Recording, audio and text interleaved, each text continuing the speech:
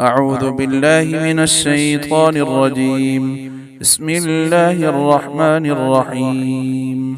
قد أفلح المؤمنون الذين هم في صلاتهم خاشعون والذين هم عن اللغو معرضون والذين هم للزكاة فاعلون والذين هم لفروجهم حافظون إلا على أزواجهم أو ما ملكت أيمانهم فإنهم غير ملومين. فمن ابتغى وراء ذلك فأولئك هم العادون. والذين هم لأماناتهم وعهدهم راعون والذين هم على صلواتهم يحافظون أولئك هم الوارثون الذين يرثون الفردوس هم فيها خالدون. ولقد خلقنا الإنسان من سلالة من طين ثم جعلناه نطفة في قرار مكين ثم خلقنا النطفة علقة فخلقنا العلقة مضغة فخلقنا المضغة عظاما فكسونا العظام لحما ثم أنشأناه خلقا آخر فتبارك الله أحسن الخالقين. ثم إنكم بعد ذلك لميتون ثم إنكم يوم القيامة تبعثون. ولقد خلقنا فوقكم 7 طرائق وما كنا عن الخلق غافلين وأنزلنا من السماء ماء بقدر فأسكناه في الأرض وإنا على ذهاب به لقادرون.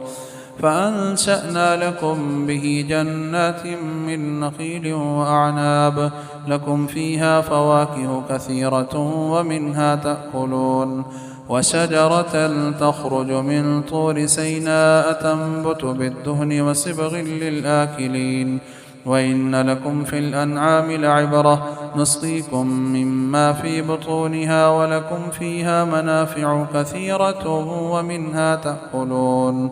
وعليها وعلى الفلك تحملون. ولقد أرسلنا نوحا إلى قومه فقال يا قوم اعبدوا الله ما لكم من إله غيره أفلا تتقون. فقال الملأ الذين كفروا من قومه ما هذا إلا بشر مثلكم يريد أن يتفضل عليكم ولو شاء الله لأنزل ملائكة ما سمعنا بهذا في آبائنا الأولين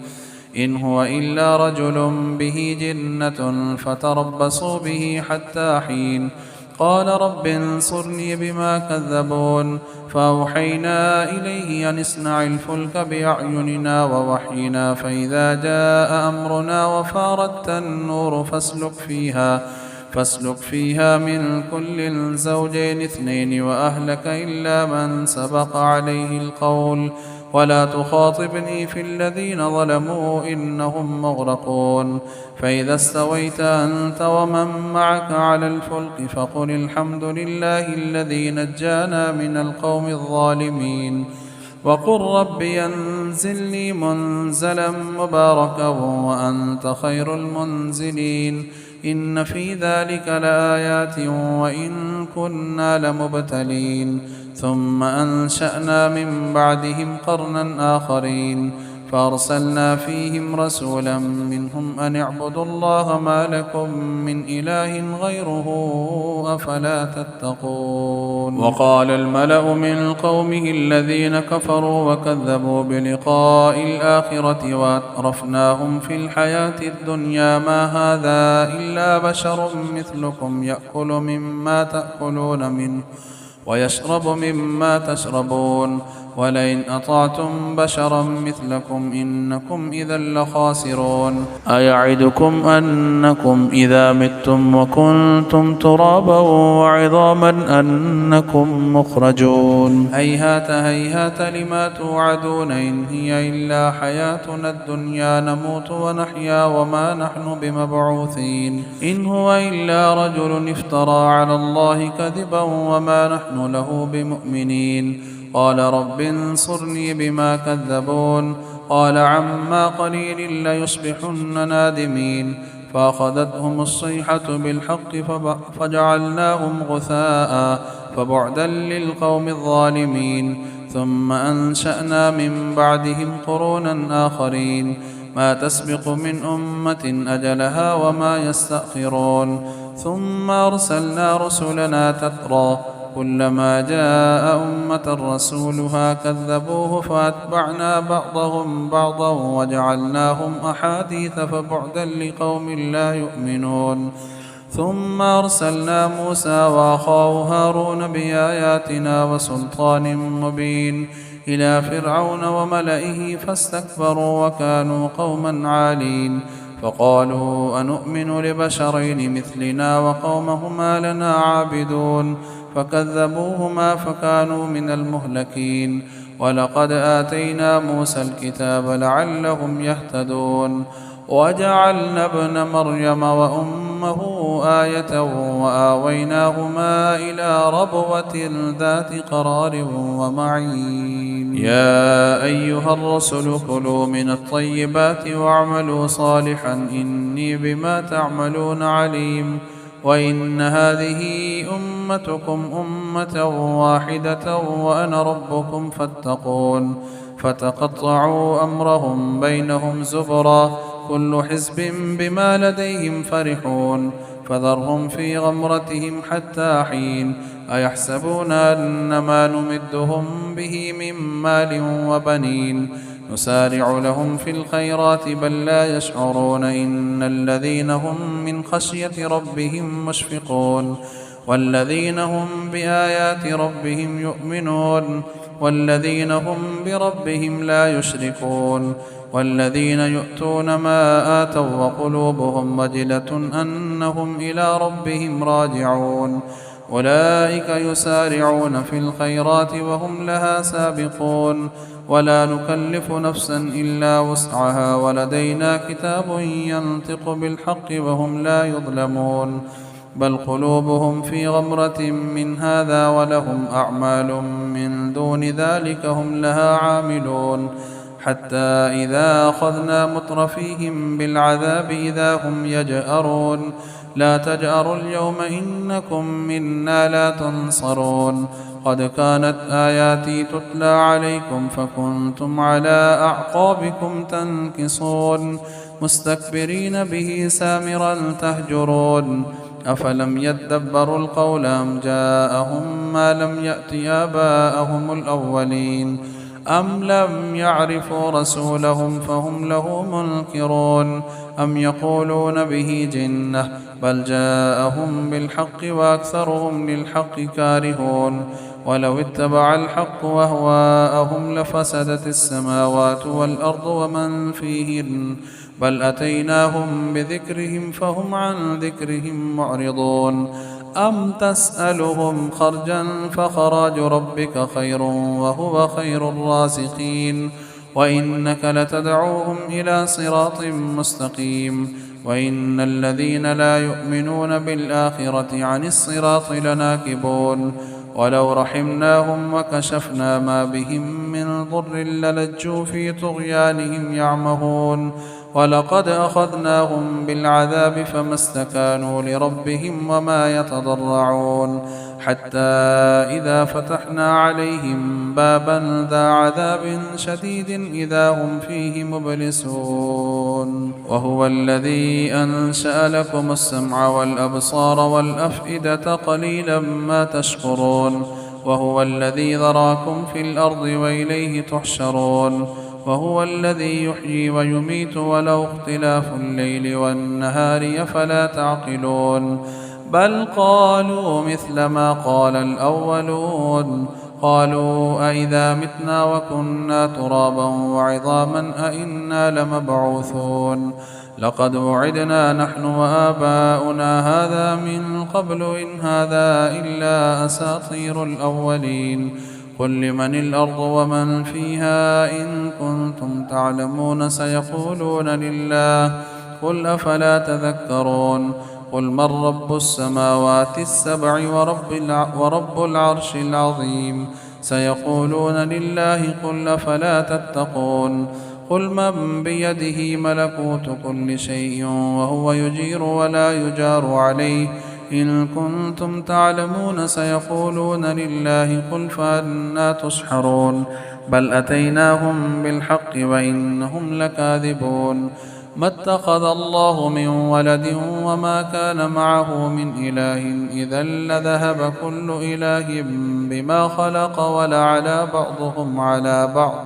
سبحان الله عما يصفون عالم الغيب والشهادة فتعالى عما يشركون قل رب إما تريني ما يوعدون رب فلا تجعلني في القوم الظالمين وإنا على أن نريك ما نعدهم لقادرون ادفع بالتي هي أحسن السيئة نحن أعلم بما يصفون وقل رب أعوذ بك من همزات الشياطين وأعوذ بك رب أن يحضرون حتى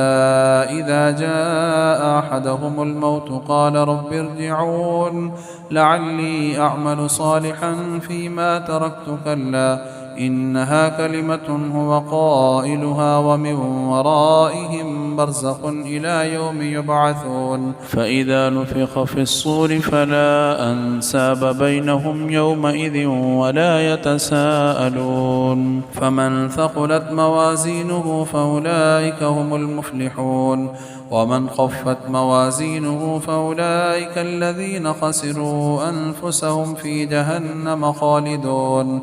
تلفح وجوههم النار وهم فيها كالحون ألم تكن آياتي تتلى عليكم فكنتم بها تكذبون قالوا ربنا غلبت علينا شقوتنا وكنا قوما ضالين ربنا أخرجنا منها فإن عدنا فإنا ظالمون قال اخسئوا فيها ولا تكلمون إنه كان فريق من عبادي يقولون ربنا آمنا فاغفر لنا وارحمنا وأنت خير الراحمين فاتخذتموهم سخريا حتى أنسوكم ذكري وكنتم منهم تضحكون إني جزيتهم اليوم بما صبروا أنهم هم الفائزون قال كم لبثتم في الأرض عدد سنين قالوا لبثنا يوما أو بعض يوم فاسأل العادين قال إن لبثتم إلا قليلا لو أنكم كنتم تعلمون أفحسبتم أنما خلقناكم عبثا وأنكم إلينا لا ترجعون فتعالى الله الملك الحق لا إله إلا هو رب العرش الكريم ومن يدع مع الله إلها آخر لا برهان له به فإنما حسابه عند ربه إنه لا يفلح الكافرون وقل رب اغفر وارحم وأنت خير الراحمين سورة أنزلناها وفرضناها وأنزلنا فيها آيات بينات لعلكم تذكرون الزانية والزاني فاجلدوا كل واحد منهما 100 جلدة ولا تأخذكم بهما رأفة في دين الله إن كنتم تؤمنون بالله واليوم الآخر وليشهد عذابهما طائفة من المؤمنين الزاني لا ينكح إلا زانية أو مشركة والزانية لا ينكحها إلا زان أو مشرك وحرم ذلك على المؤمنين والذين يرمون المحصنات ثم لم يأتوا بأربعة شهداء فاجلدوهم 80 جلدة ولا تقبلوا لهم شهادة أبدا وأولئك هم الفاسقون إلا الذين تابوا من بعد ذلك وأصلحوا فإن الله غفور رحيم والذين يرمون أزواجهم ولم يكن لهم شهداء إلا أنفسهم فشهادة أحدهم 4 شهادات بالله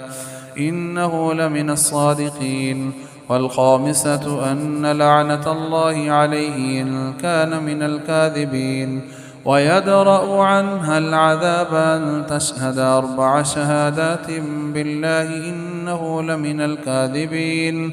والخامسة أن غضب الله عليها إن كان من الصادقين. ولولا فضل الله عليكم ورحمته وأن الله تواب حكيم. إن الذين جاءوا بالإفك عصبة منكم لا تحسبوه شرا لكم بل هو خير لكم لكل امرئ منهم ما اكتسب من الإثم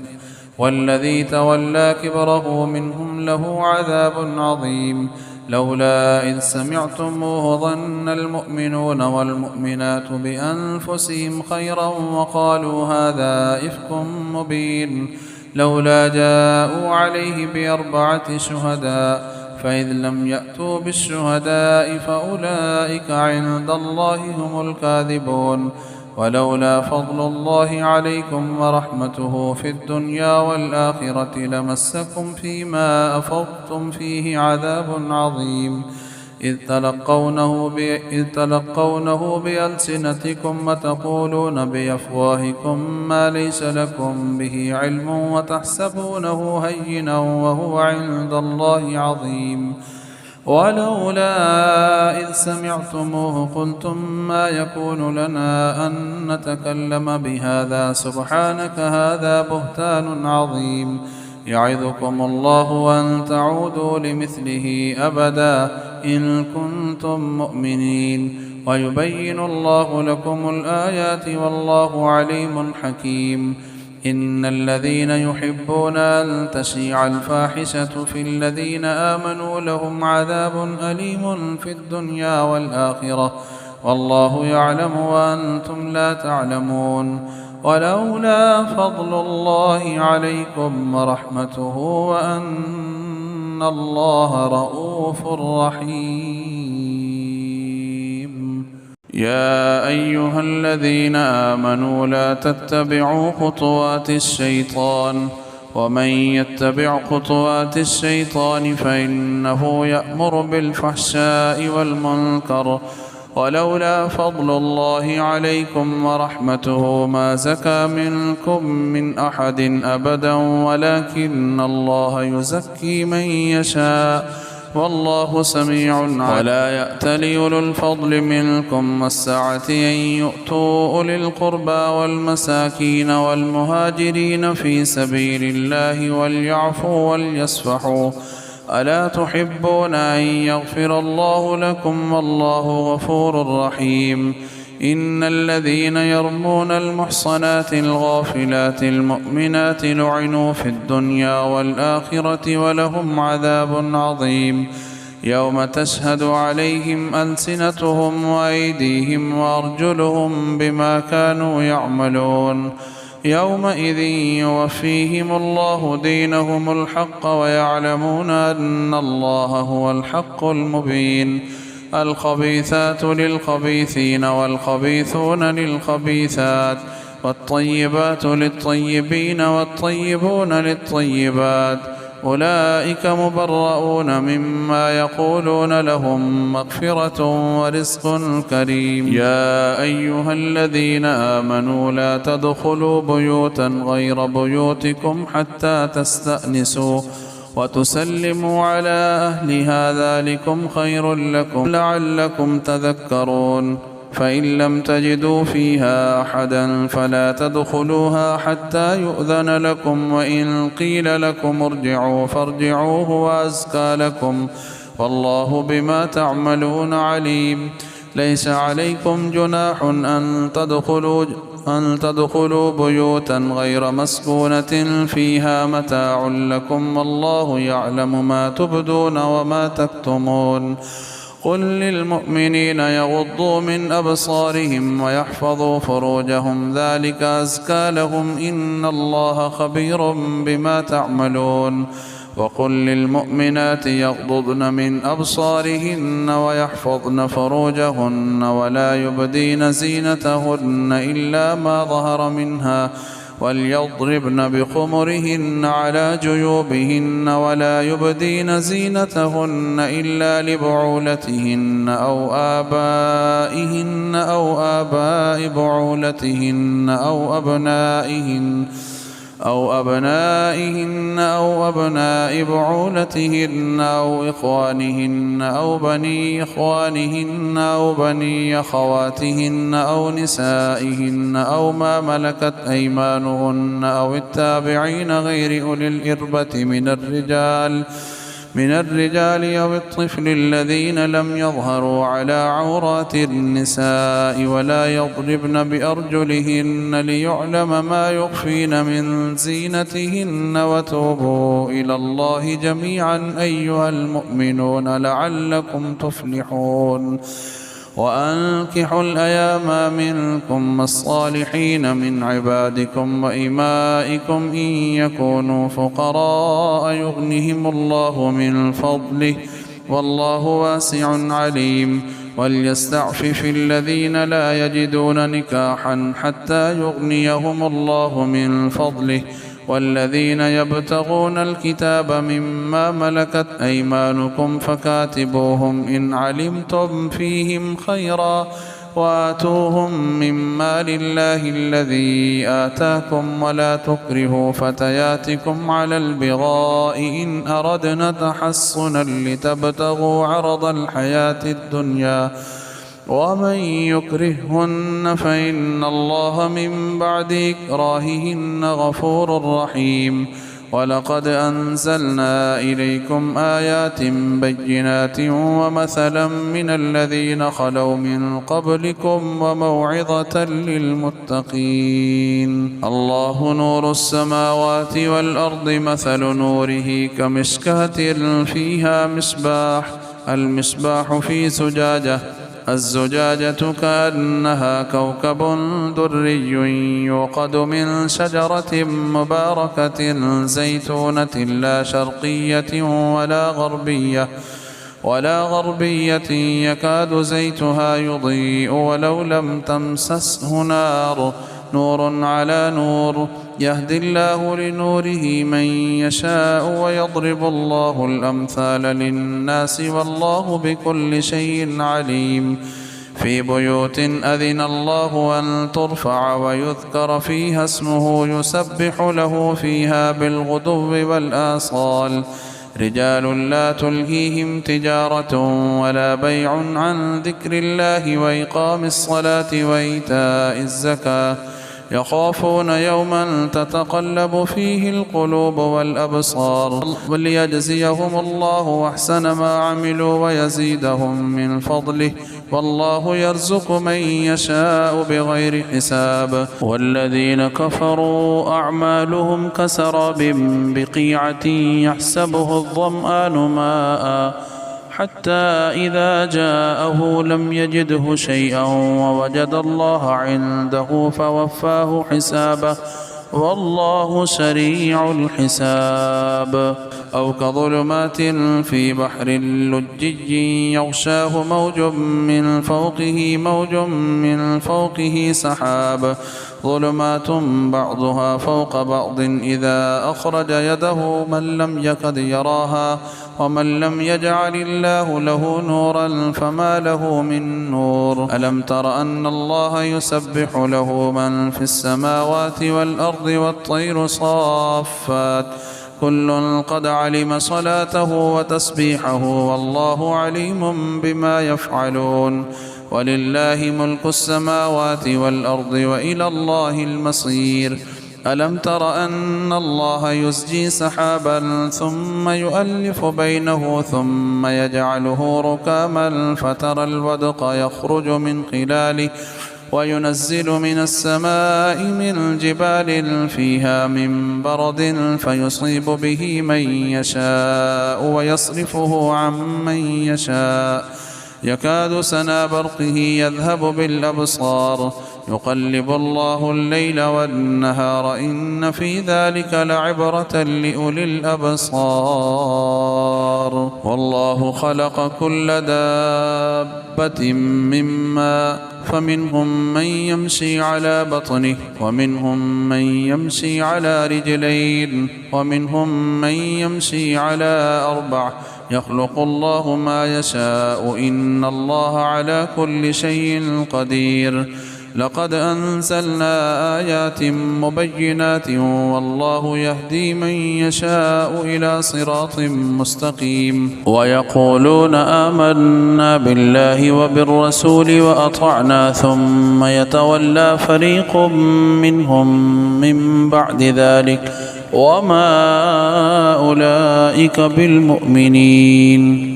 وإذا دعوا إلى الله ورسوله ليحكم بينهم إذا فريق منهم معرضون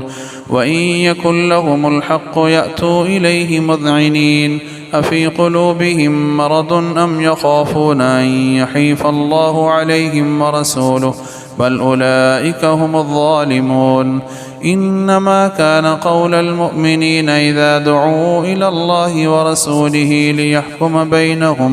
ليحكم بينهم أن يقولوا سمعنا وأطعنا وأولئك هم المفلحون ومن يطع الله ورسوله ويخشى الله ويتقه فأولئك هم الفائزون وأقسموا بالله جهد أيمانهم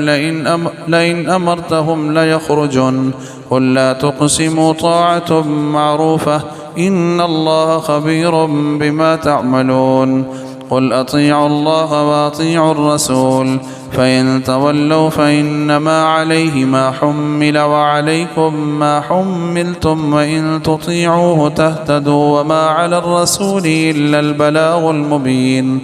وعد الله الذين آمنوا منكم وعملوا الصالحات ليستخلفنهم في الأرض كما استخلف الذين من قبلهم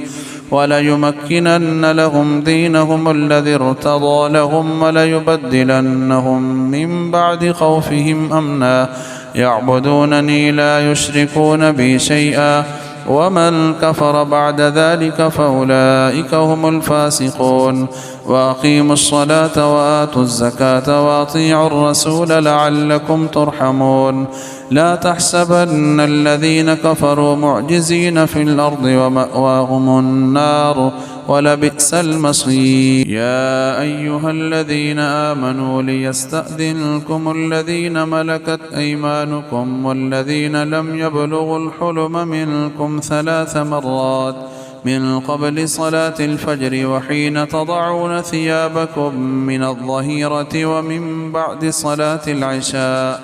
3 عورات لكم ليس عليكم ولا عليهم جناح بعدهن طوافون عليكم بعضكم على بعض كذلك يبين الله لكم الآيات والله عليم حكيم وإذا بلغ الأطفال منكم الحلم فليستأذنوا كما استأذن الذين من قبلهم كذلك يبين الله لكم آياته والله عليم حكيم والقواعد من النساء اللاتي لا يرجون نكاحا فليس عليهن جناح أن يضعن ثيابهن غير متبرجات بزينة وأن يستعففن خير لهن والله سميع عليم ليس على الأعمى حرج ولا على الأعرج حرج ولا على المريض حرج ولا على أنفسكم أن تأكلوا من بيوتكم أو بيوت آبائكم أو بيوت أمهاتكم أو بيوت إخوانكم أو بيوت أخواتكم أو بيوت أعمامكم أو بيوت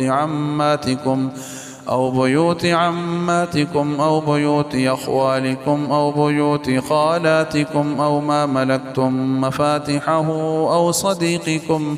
ليس عليكم جناح أن تأكلوا جميعا أو أشتاتا فإذا دخلتم بيوتا فسلموا على أنفسكم تحية من عند الله مباركة طيبة كذلك يبين الله لكم الآيات لعلكم تعقلون. إنما المؤمنون الذين آمنوا بالله ورسوله وإذا كانوا معه على أمر جامع لم يذهبوا حتى يستأذنوه. إن الذين يستأذنونك أولئك الذين يؤمنون بالله ورسوله فإذا استأذنوك لبعض شأنهم فأذن لمن شئت منهم واستغفر لهم الله إن الله غفور رحيم. لا تجعلوا دعاء الرسول بينكم كدعاء بعضكم بعضا قد يعلم الله الذين يتسللون منكم لواذا فليحذر الذين يخالفون عن أمره أن تصيبهم فتنة أو يصيبهم عذاب أليم. ألا إن لله ما في السماوات والأرض قد يعلم ما أنتم عليه ويوم يرجعون إليه فينبئهم بما عملوا والله بكل شيء عليم. تبارك الذي نزل الفرقان على عبده ليكون للعالمين نذيرا. الذي له ملك السماوات والأرض ولم يتخذ ولدا ولم يكن له شريك في الملك وخلق كل شيء فقدره تقديرا. واتخذوا من دونه آلهة لا يخلقون شيئا وهم يخلقون ولا يملكون لأنفسهم ضرا ولا نفعا ولا يملكون موتا ولا حياة ولا نشورا نفعا ولا ضرا ولا يملكون موتا ولا حياة ولا نشورا. وقال الذين كفروا إن هذا إلا إفك افتراه وأعانه عليه قوم آخرون فقد جاءوا ظلما وزورا. وقالوا أساطير الأولين اكتتبها فهي تملى عليه بكرة وأصيلا. قل أنزله الذي يعلم السر في السماوات والأرض إنه كان غفورا رحيما. وقالوا ما لهذا الرسول يأكل الطعام ويمشي في الأسواق لولا أنزل إليه ملك فيكون معه نذيرا أو يلقى إليه كنز أو تكون له جنة يأكل منها. وقال الظالمون إن تتبعون إلا رجلا مسحورا. انظر كيف ضربوا لك الأمثال فضلوا فلا يستطيعون سبيلا. تبارك الذي إن شاء جعل لك خيرا من ذلك جنات تجري من تحتها الأنهار ويجعل لك قصورا بل كذبوا بالساعة وأعتدنا لمن كذب بالساعة سعيرا. إذا رأتهم من مكان بعيد سمعوا لها تغيظا وزفيرا. وإذا ألقوا منها مكانا ضيقا مقرنين دعوا هنالك ثبورا. لا تدعوا اليوم ثبورا واحدا ودعوا ثبورا كثيرا. قل أذلك خير أم جنة الخلد التي وعد المتقون كانت لهم جزاء ومصيرا. لهم فيها ما يشاءون خالدين كان على ربك وعدا مسئولا. ويوم يحشرهم وما يعبدون من دون الله فيقول أأنتم أضللتم عبادي هؤلاء أم ضلوا السبيل قالوا سبحانك ما كان ينبغي لنا أن نتخذ من دونك من أولياء ولكن متعتهم وآباءهم حتى نسوا الذكر وكانوا قوما بورا. فقد كذبوكم بما تقولون فما تستطيعون صرفا ولا نصرا. ومن يظلم منكم نذقه عذابا كبيرا. وما أرسلنا قبلك من المرسلين إلا إنهم ليأكلون الطعام ويمشون في الأسواق وجعلنا بعضكم لبعض فتنة أتصبرون وكان ربك بصيرا. صدق الله العظيم.